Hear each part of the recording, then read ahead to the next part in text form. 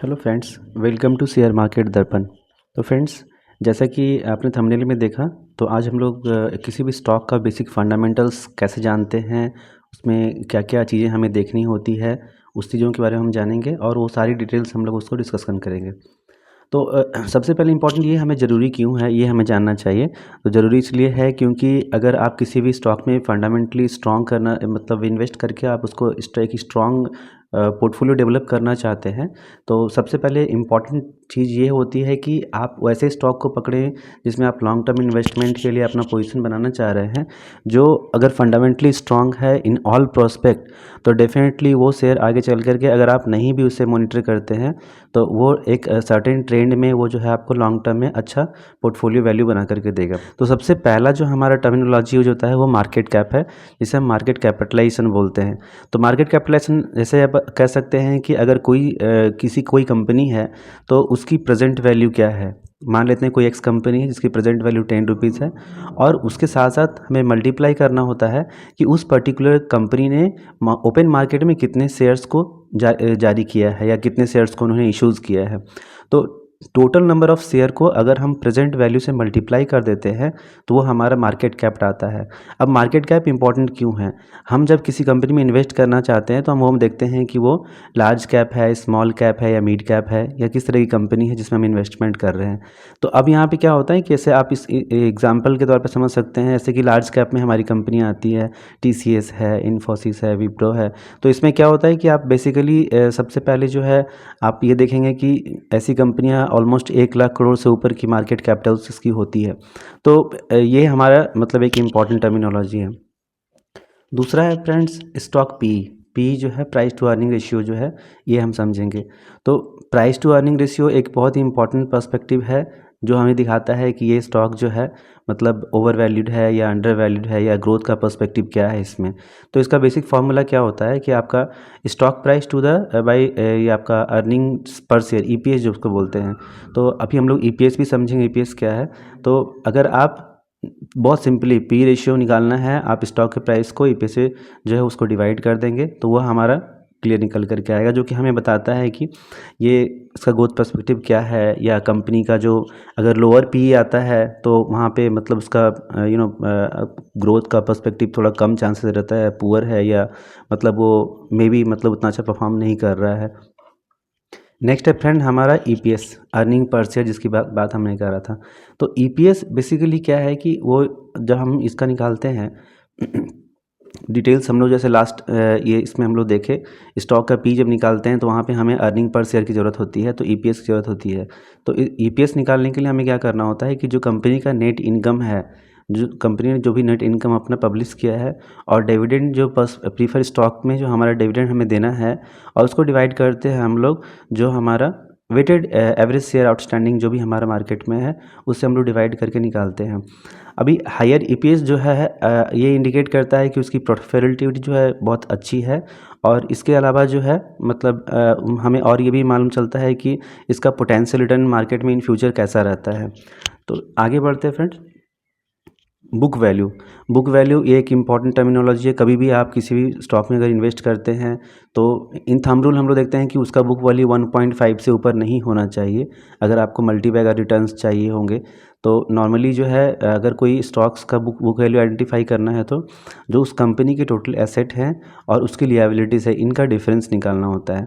अब जैसे एग्जांपल लेते हैं कि अगर मैं किसी कंपनी की जो है टोटल एसेट जो है 10,000 करोड़ है, या आप कम में समझ सकते हैं जैसे कि 100 रुपये उसका जो है टोटल एसेट है, और लिएबिलिटीज़ में हमारी आती है जो हमारा कंपनी का जो जो लोन ले रखा है उसका जो हमारा प्रीमियम रहता है, लेबर कॉस्ट है, और एक्स्ट्रा मतलब जो अदर कॉस्ट उसमें शेयर आते हैं। तो वो सारा लिएबिलिटीज़ को अगर हम माइनस कर देते हैं, तो वो माइनस करने का हमारा जो है ये ईपीएस निकल जाता है। नेक्स्ट हमारा है फ्रेंड्स ROCE, मतलब इसको ROE बोलते हैं। तो रिटर्न ऑन कैपिटल एम्प्लॉयड जो है, मतलब कंपनी ने जो भी कैपिटल एम्प्लॉय करके रखा हुआ है, जितना भी अमाउंट डाला हुआ है, तो उस पर्टिकुलर कैपिटल पे कितना हमें आउटपुट मिल रहा है, वो हमारा एक इम्पॉर्टेंट पार्ट होता है। तो इसका हम निकालने के लिए क्या करते हैं कि जो हमारा अर्निंग बिफोर टैक्सेस है, उसको हम लोग डिवाइड करते हैं कैपिटल एम्प्लॉयड से। जो भी हमारा earnings company quarter on quarter या ईयर ऑन ईयर जो है हमारा वो शो करती है, उसको हम लोग जितना भी कैपिटल डिप्लॉय कर रखा है उससे हम लोग जानते हैं। अब ये हायर आरओसी जो है वो इंडिकेट करता है कि वो जो है एफिशिएंट यूज़ है या कैपिटल का मतलब सही से इस्तेमाल कर रहे हैं, मैनेजमेंट अच्छा उसको ड्राइव कर रही है। इस तरह से हम लोग उसको समझ सकते हैं। छोटा सा एग्जांपल भी हम लोग अगर ले सकते हैं कि अगर मान लीजिए कि आपके पास जो भी अवेलेबल आपके पास अमाउंट है और उसके हिसाब से आप रिसोर्सेज कैसा यूज़ कर रहे हैं, मैन पावर का यूटिलाइजेशन कैसा हो रहा है, तो अगर सब चीज़ बेस्ट पॉसिबल हो रहा है तो आपका ईपीएस जो आरओसी है, आरओसी का वैल्यू भी उसका आपको जो है पॉजिटिव साइड दिखाई देगा। नेक्स्ट है friend ROE, return on equity. तो रिटर्न ऑन इक्विटी जो है एक मतलब ये भी है बहुत इंपॉर्टेंट है, जो कि मतलब इफेक्टिवनेस कैसा है, प्रॉफिट लॉन्ग टर्म में कैसा आपको दिखेगा, या उसका जो इक्विटी के बेस पे उसका प्रॉफिट आपको कैसा मिल सकता है वो हम जानते हैं।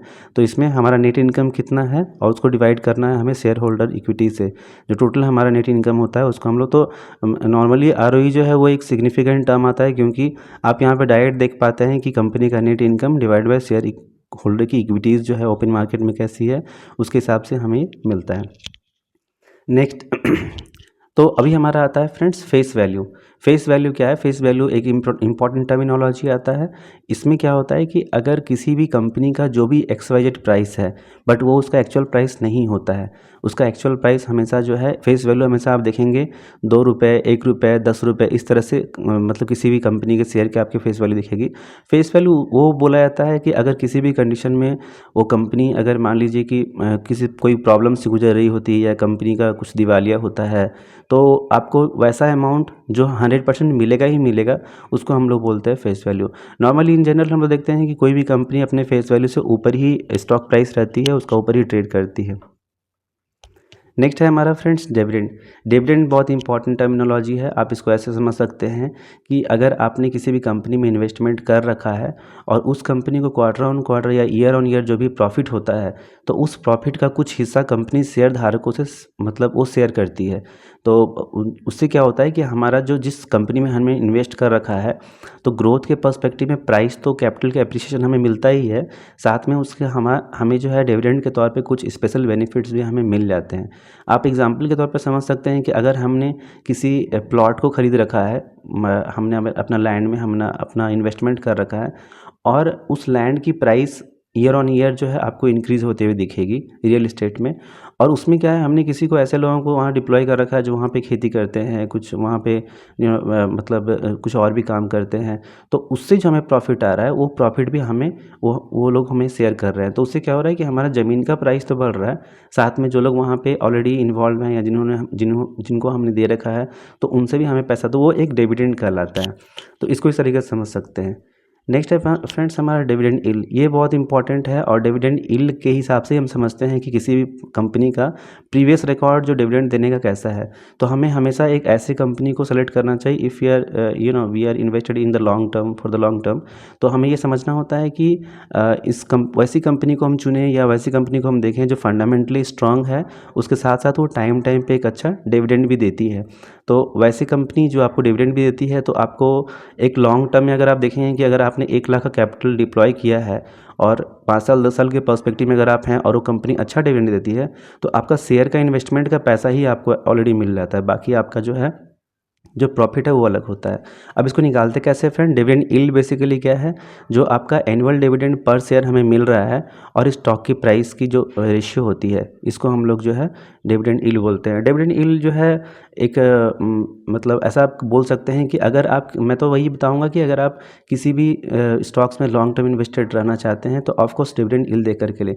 अब यहाँ पे एक इंपॉर्टेंट फैक्टर क्या आता है फ्रेंड्स, बहुत बारी क्या होता है कि आपको डिविडेंड यील्ड ज़्यादा देखने के लिए मिल सकता है, बट वहाँ पे क्या होती है कि स्टॉक की प्राइसेस भी अप्स एंड डाउन होती है। अब यहाँ पे इंपॉर्टेंट जो हमारा ये डिविडेंड जो हमारा जो रेशियो है, उस रेशियो में लोअर साइड में स्टॉक का प्राइस है, तो स्टॉक का प्राइस कम बेशी होने से अगर वो कम भी होता है तो हमारा डिविडेंड यील्ड ज़्यादा दिखता है। तो हमें ये ध्यान रखना है कि हमें dividend is not our prime things, prime things तो हमारा है जो हमने इन्वेस्टमेंट कर रखा है, जिस भी कंपनी में हमने डाल रखा है, उस कंपनी का ग्रोथ, उस कंपनी का मार्केट पोटेंशियल, वो सारा कुछ इंपॉर्टेंट होना चाहिए। उसके साथ साथ जो एक्स्ट्रा ऑर्डिनरी डिविडेंड हमें मिलता है वो हमारे लिए इंपॉर्टेंट है। तो ये याद रखना चाहिए हमें हमेशा कि डिविडेंड यील्ड अगर ज़्यादा है तो उसको हमको डिटेल्स भी देखना चाहिए कि उसकी जो प्राइसिंग है, प्राइसिंग का मतलब जो चार्ट पैटर्न है वो कैसा है, वो अप ट्रेंड में है या डाउन ट्रेंड में है। ओके, नेक्स्ट फ्रेंड लिक्विडिटी पे आते हैं हम लोग। ये बहुत इंपॉर्टेंट फैक्टर है, क्योंकि लिक्विडिटी जो है आप सिंपली ऐसा समझ सकते हैं कि दो दो टर्म है, लिक्विडिटी एंड वोलेटिलिटी। वोलेटिलिटी जो है तो लिक्विडिटी बेसिकली क्या होता है कि आपका किसी भी स्टॉक में अगर आप इन्वेस्ट करना चाहते हैं तो वहाँ हमें देखना होता है कि जो वहाँ पे बायर्स और सेलर्स हैं कितने लोग वहाँ पे पार्टिसिपेट कर रहे हैं। ज़्यादा लोग पार्टिसिपेट करेंगे, ज़्यादा लोग बाय सेल करेंगे तो हमारा जो है उतना ईजिली जो है ट्रेड एग्जीक्यूट होता है। हमें हमेशा ध्यान रखना चाहिए कि हमें हाई लिक्विडिटी स्टॉक्स को ही सेलेक्ट करना चाहिए। लो लिक्विडिटी में मतलब बहुत सारी प्रॉब्लम्स आती है। आप मतलब वहाँ पे जब आप अपना ट्रेड एग्जीक्यूट करना चाहते हैं तो वो ट्रेड एग्जीक्यूट होने में प्रॉब्लम होती है। इसका डिफरेंट अलग अलग मतलब टाइप्स है। Current ratio, quick ratio, cash ratio, ये सारा कुछ होता है। नेक्स्ट आता है फ्रेंड्स वॉल्यूम। वॉल्यूम एक बहुत ही बड़ा फैक्टर है। जैसे कि मैंने अभी लिक्विडिटी की बात की, ऑलमोस्ट ये सिमिलर है। तो इसमें बेसिकली क्या होता है कि किसी भी स्टॉक में नंबर ऑफ़ मतलब जो ट्रेडिंग करने वाले लोग कितने हैं, नंबर ऑफ़ आप सिंपली समझ सकते हैं कि ज़्यादा higher buyers and higher sellers अगर वहाँ पे अवेलेबल हैं। मतलब अगर आप एग्जांपल समझ लीजिए कि एक किसी कंपनी की जो वॉल्यूम है, अगर एक दिन में ट्रेडिंग जो है 1 करोड़ होती है, तो वहाँ पे आप समझ, और किसी कंपनी है वहाँ पे मतलब ऑलमोस्ट 1000, 2000, 5000। तो यहाँ पे मतलब दो केस है। अगर जहाँ पे लिक्विडिटी या वॉल्यूम जहाँ पे कम है तो वहाँ पे ज़्यादा लोग मतलब पार्टिसिपेट नहीं कर रहे हैं, और जहाँ पे मतलब ज़्यादा वॉल्यूम है वहाँ पे ज़्यादातर लोग पार्टिसिपेट कर रहे हैं। अब अगर मान लीजिए कि करोड़ों में अगर ट्रेडिंग हो रहा है तो वहाँ पे आपका अगर मतलब 10 share, 20 share, 100 share, 50 share, 1000 share, 2000, 5000 share है, तो वो आप एक क्लिक में आपका सारा ट्रेड एग्जीक्यूट हो जाएगा, क्योंकि आप उसी टाइम में सेम टाइम में आपके ही प्राइस पे number of buyers, number of sellers खड़े होते हैं।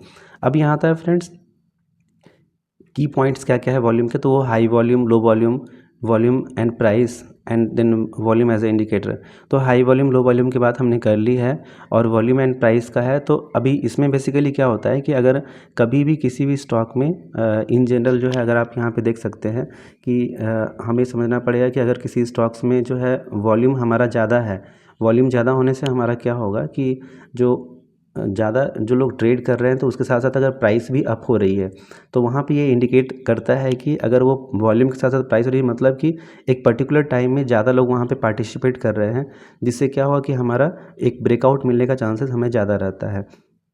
ओके फ्रेंड्स, नेक्स्ट हम लोग बात करते हैं वॉल्यूम एज ए इंडिकेटर। तो जैसा कि हमने अभी बताया कि अगर मान लीजिए कोई ट्रेड किसी कंसोलिडेशन जोन में है, अगर मान लीजिए कि कोई स्टॉक है जिसकी ट्रेडिंग चल रही है और वो एक कंसोलिडेशन स्टॉक में है, यहाँ पे है। अब वहाँ पे जब वो अगर हमारा वॉल्यूम रैंडमली स्पाइक होता है, उसके साथ प्राइस भी स्पाइक होता है, तो वो हमें दिखाता है कि अब ये लॉन्ग रन में यहाँ पे ब्रेकआउट देगा, और वैसे स्टॉक में हमें जो है वहाँ पे कब एंट्री करनी है, कब एग्जिट करनी है, वो हमें वहाँ पे क्लियर होता है। तो इसी के साथ साथ हम लोग कुछ मूविंग एवरेज भी ऐड करते हैं। नेक्स्ट है फ्रेंड्स कि जितनी भी चीज़ें हमने यहाँ पे डिस्कस करी है, तो ये चीज़ें डिस्कशन मतलब करने के लिए हमें ऐसा एक प्लेटफॉर्म चाहिए जहाँ पे सारे फंडामेंटल्स जो है हमें एक साथ ही मिल जाए।